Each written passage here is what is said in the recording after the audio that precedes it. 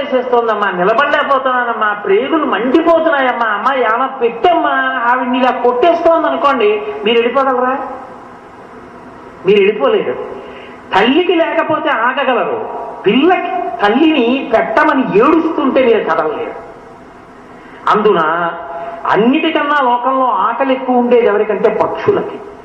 శంకరాచార్యులు వారు అన్నారు, నేను పెడితే ఆవిడ ఆకలి తీరదమ్మా, నువ్వు నాకు ఇచ్చి నేను ఇస్తే. పక్షి పిల్ల లాంటిదమ్మా ఈ బ్రాహ్మణి, ఆకలితో ఉంది. పక్షి ఒక మనుష్యుని యొక్క సంతానం, ఒక చిన్నపిల్ల ఆకలితో ఉంటే వెళ్ళలేమే మనుష్యులం మేము. పక్షి పిల్ల ఆకలితో కొట్టుకుంటుంటే ఏమీ పెట్టింది లేదు నేను ఇవ్వనంటావా? ఎలా అంటావమ్మా? ఒకవేళ నిజంగా ఆవిడ పెట్టింది లేదు, ఆవిడ చేసిన దుష్కర్మలన్నిటినీ కోదాడోడారయ్యమ్మా నీ అనుగ్రహంతో, నీ కంటి చూపుతో కొట్టేయి. పుణ్యం లేదంటానే నా చేతిలో ఎండు ఉసిరికేసి నీ పుణ్యం చాలదాను